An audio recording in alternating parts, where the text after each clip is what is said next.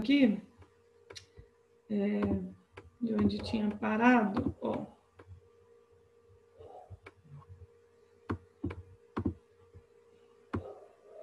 Então, aqui, a gente falou das tartarugas com as algas em cima e tal. Nas cadeias alimentares desse ecossistema, o alimento dos peixes está desempenhando o papel de parasita, produtor, consumidor, decompositor.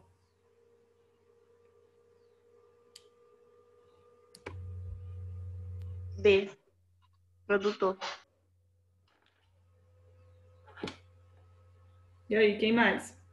Eu também acho que seja produtor, mas eu fico um pouco na dúvida por ele estar na casca da tartaruga.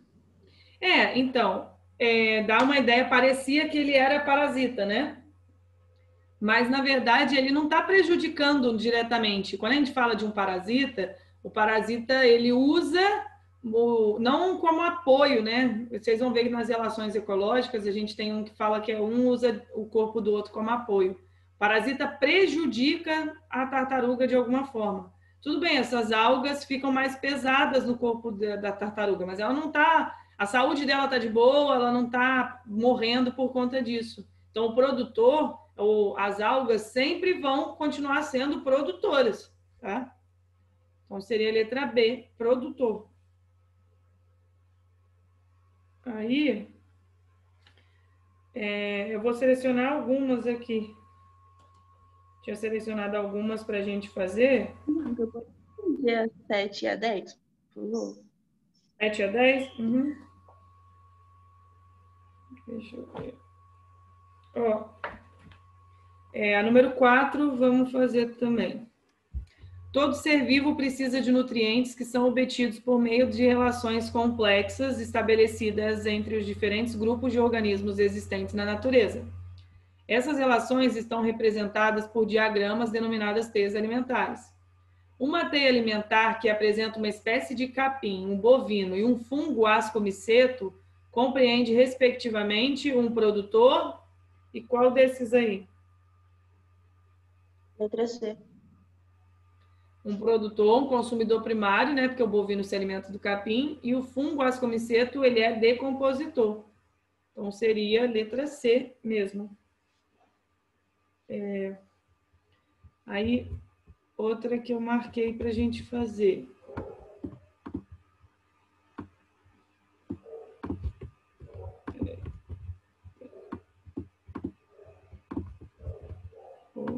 Número 7. Recentemente, pesquisadores descobriram no Brasil uma larva de mosca que se alimenta das presas capturadas por uma planta carnívora chamada drósera.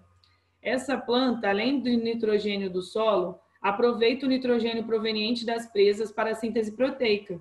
Já a síntese de carboidratos ocorre como nas demais plantas. As larvas de mosca, por sua vez, alimentam-se dessas mesmas presas para a obtenção de energia necessária a seus processos vitais. Com base nessas informações, é correto afirmar que a drósera e a larva de mosca são heterotróficas, a larva da mosca é um decompositor. A drósera e a larva da mosca são autotróficas, a drósera é um produtor. A drósera é heterotrófica e a larva da mosca é autotrófica, a larva da mosca é um consumidor. A drósera é autotrófica e a larva da mosca é heterotrófica, a drósera é um decompositor.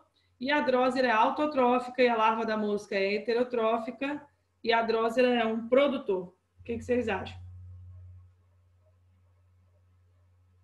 Eu iria de letra A.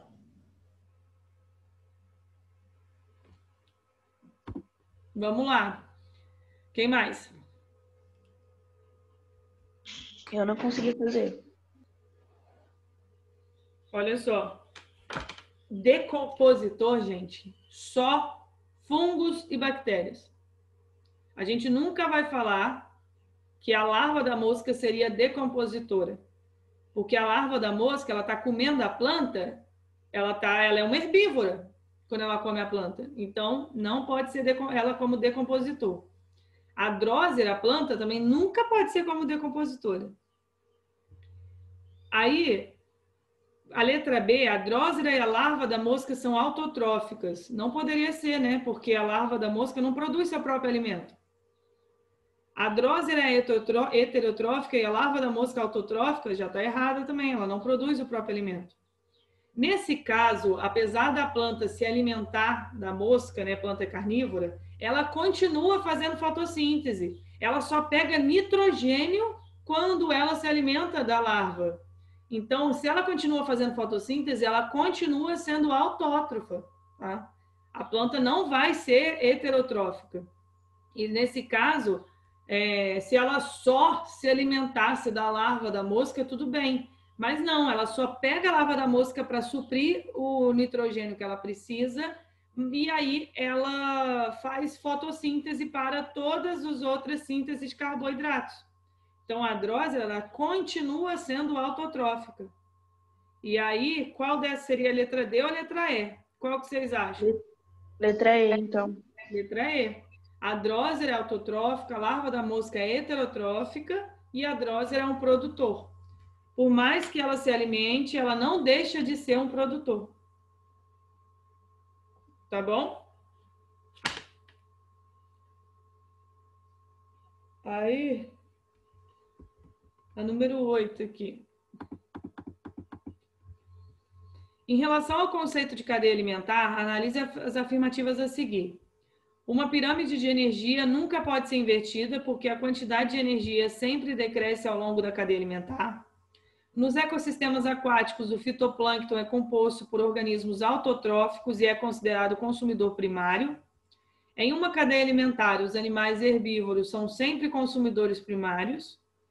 E 4, a fotossíntese é um processo pelo qual a energia luminosa é convertida em energia química. Quais dessas estão corretas?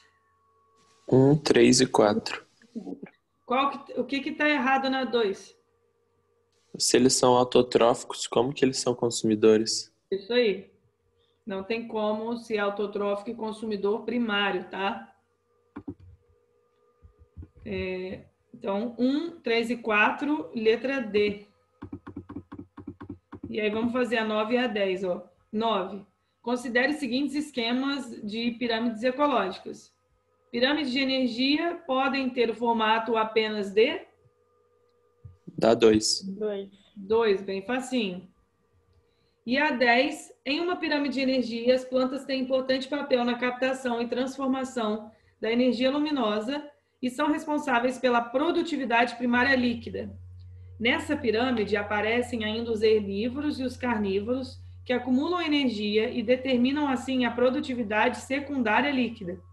Sobre as pirâmides de energia, é correto afirmar que a energia é conservada entre os níveis tróficos, a respiração dos autótrofos é uma fonte de energia para os heterótrofos, a produtividade primária líquida é representada na base da pirâmide, a excreção é uma fonte de energia para os níveis tróficos superiores. Eu iria de letra C. Eu também. Mais alguém? Letra C. Letra C, tá? Produtividade primária líquida. Sempre quando você for ver uma pirâmide de energia, ele está mostrando a primária líquida, não está mostrando a bruta, tá? A não ser que seja... ele tenha mostrando igual que a gente viu isso aqui, ó. Cadê? Essa aqui.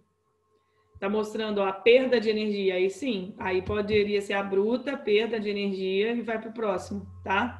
Mas, no geral, é a produtividade primária líquida que vai estar mostrando. Então, resolvemos esses exercícios. O próximo capítulo seria ciclos biogeoquímicos. Mas, como eu falei para vocês, eu vou inverter, porque eu prefiro dar primeiro relações ecológicas para depois dar ciclos biogeoquímicos, tá bom? Eu acho que condiz mais com o que a gente está falando. E aí, já avisando então que essa parte de relações ecológicas eu não vou cobrar em AS e prova de vocês. Eu vou cobrar isso na forma de um trabalho que eu ainda estou pensando como que iremos fazer esse trabalho. Tá?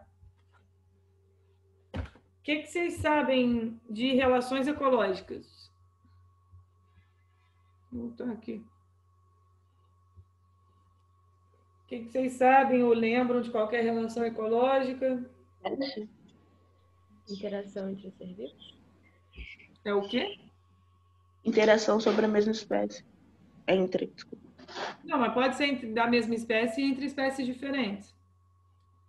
Mas vocês lembram algumas? Entre ser vivos. Exemplos? Você mesmo falou o parasitismo hoje. Parasitismo, um deles. Qual mais? Ah, Colmeias aquele tem com alguma D. coisa a ver? Qual, Ana? Colmeias tem alguma coisa a ver? Colmeia tem a ver. Mas a colmeia não a colmeia é só o nome do coisa de abelha, né? É, uma Elas vivem em sociedade, uma quê? colônia. O nome da relação? Colônia? Quase. Eu vou mostrar para vocês como tem diferença. Chama sociedade. Mas existe colônia e sociedade. Ó, o Kelvin falou mutualismo. Mutualismo é um tipo de relação. É um outro tipo de relação entre indivíduos de espécies diferentes. Predação também. Qual mais? Tem um que é um exemplo clássico, que é do tubarão com aqueles peixes chamados rêmoras. Comensalismo. A Rafa Esse colocou. é do tubarão? Do tubarão e das rêmoras é chamado comensalismo.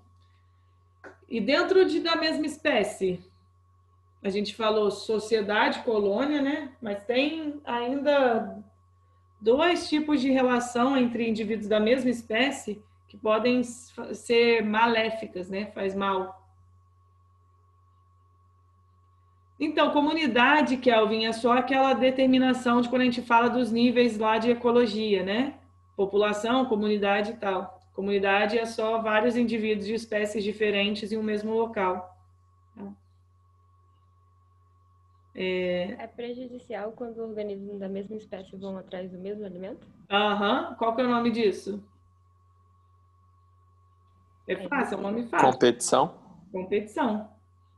E também pode ser prejudicial. Vocês já ouviram falar da história que o louva-a-Deus fêmea come o macho? Sim. Qual que é o nome disso?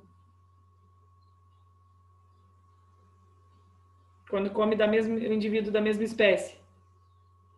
Canibalismo? Canibalismo. Canibalismo, tá? Então a gente vai ver essas relações.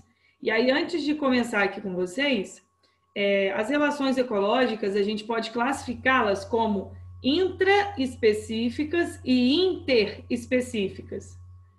Tenta associar o prefixo. O que significa intra? O que significa inter?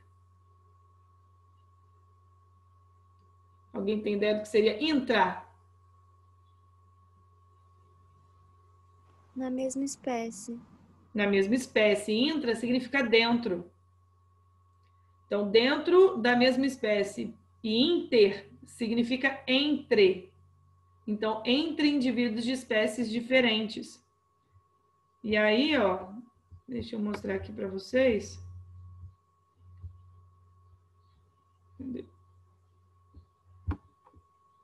Ô, gente, eu quero ver o dia que vocês vão todos ligar o webcam para eu ver vocês, tá?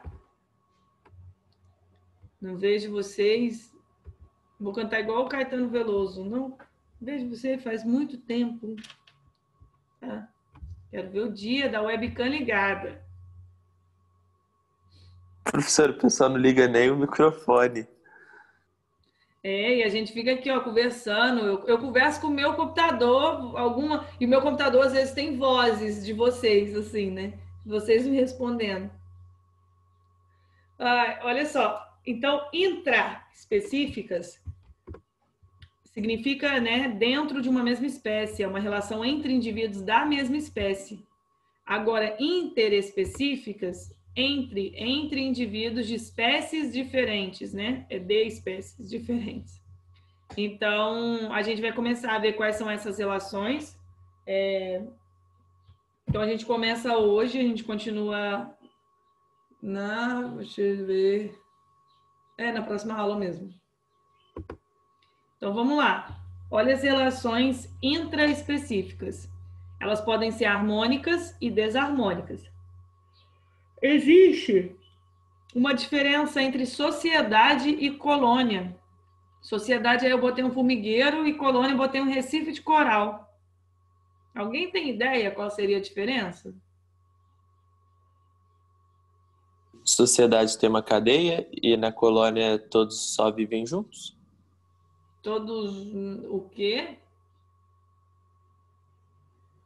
Tipo assim, igual tá ali na foto, tá ligado? Tipo, a formiga é a formiga rainha. Ela manda nos outros. Já, tipo, na colônia, eu acho que ninguém manda em ninguém. Eu acho que todo mundo só vive ali junto.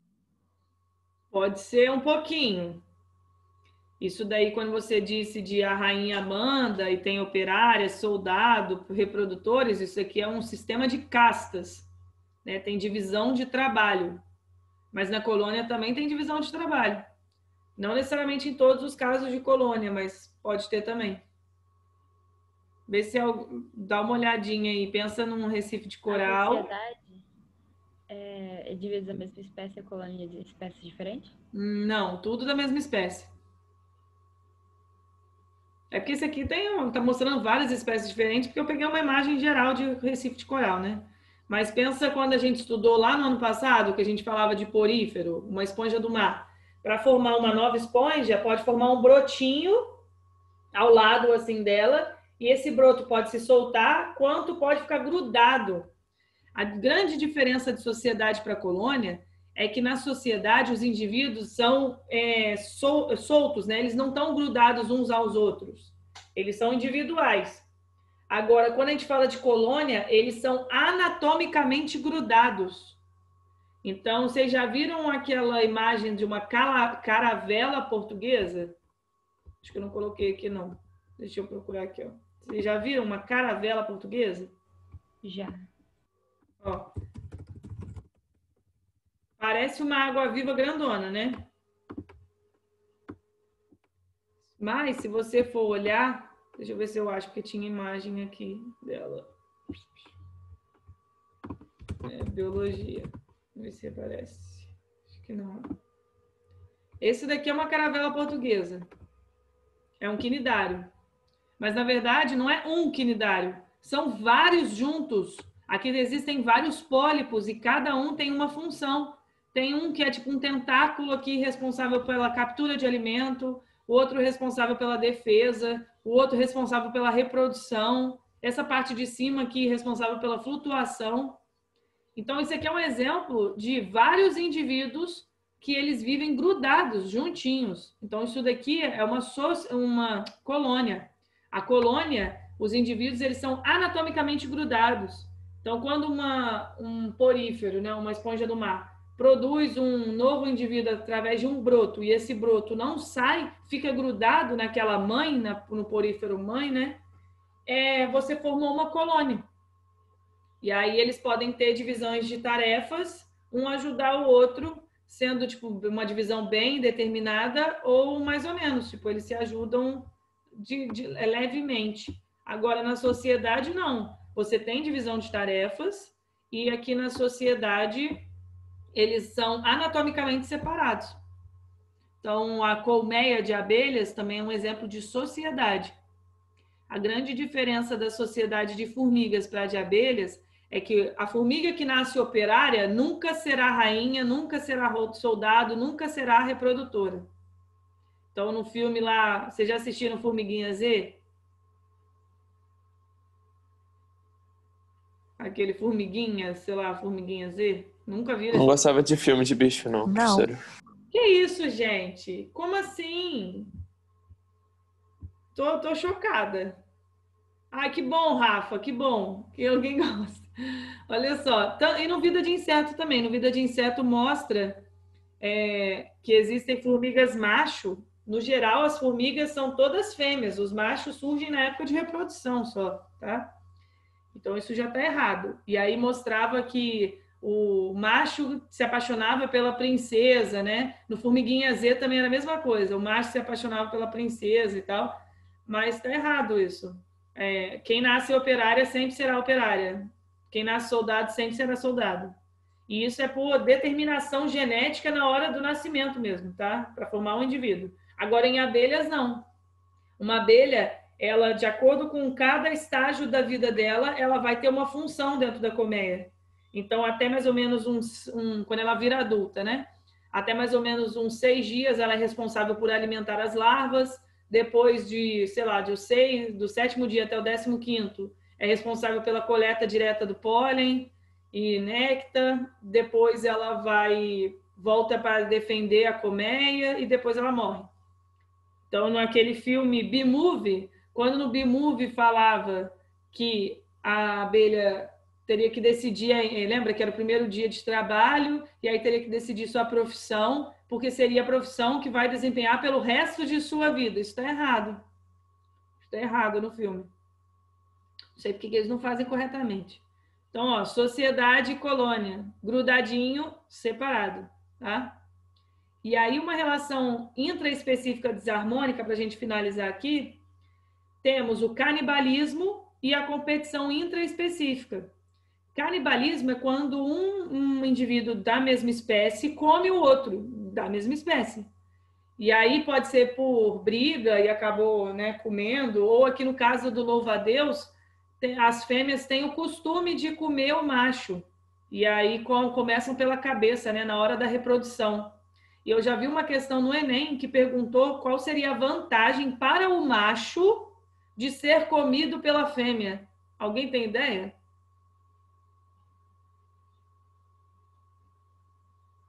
Como é que ele sai ganhando nisso? Se ele vai morrer?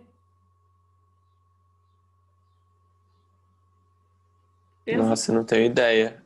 Pensa assim, ele acabou de cruzar. Então, os gametas dele, né, vão fecundar os óvulos lá da fêmea. Quando a fêmea se alimenta dele, ela está ingerindo mais proteína. Então, está dando um fornecimento de energia bom para a fêmea para garantir a qualidade e viabilidade dos ovos. Então, é tipo uma nutrição extra para a fêmea. E aí, isso ele garante que a espécie dele vai continuar, porque os filhos dele vão nascer e vão se dar bem. Tipo isso. Mas uma doação a seus próprios filhos, né? Come aí, me mata, mas meus filhos serão mais saudáveis e bem nutridos. Tudo doido. E aí aqui a competição intraespecífica, quando que indivíduos da mesma espécie vão brigar?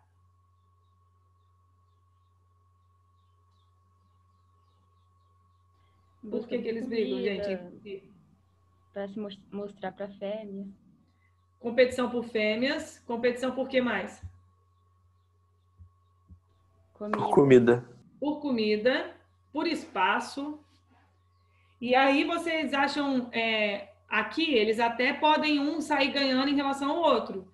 Mas quando a gente mostra de relações ecológicas, vocês vão ver que a gente mostra mais em relação interespecífica, né, entre espécies diferentes, usando o símbolo mais, menos, zero. Mais é quando aquela espécie se dá bem, menos é quando aquela espécie não está se dando bem, e zero é quando que para aquela espécie tanto faz aquela relação ou não. Vocês vão ver que toda vez que a gente falar de competição, vai ser menos, menos. Os dois indivíduos envolvidos naquela competição saem perdendo. Por mais que um deles tenha ganhado a fêmea, por mais que um deles tenha ganhado o espaço, por que ele sai perdendo? Por causa que eles são da mesma espécie. Aí ele vai estar matando da própria espécie. Não necessariamente matando, e não isso. Eles não têm essa noção de coletivo assim, não. Tipo, perdi o meu amigo. Não. Eu estou dizendo que os dois podem sair machucados. Ou por mais que um deles tenha ganhado, gastou energia com aquilo, pode sair machucado, pode pegar uma infecção depois. Então, os dois acabam falando que a gente diz que a competição, os dois acabam perdendo. Não tem aquela querida frase, ninguém vai ganhar ou vou perder, vai todo mundo perder. Ok, galera? Então, a gente continua na próxima aula. Tá bom, professora. Tchau, tchau. Valeu. Um beijo para vocês.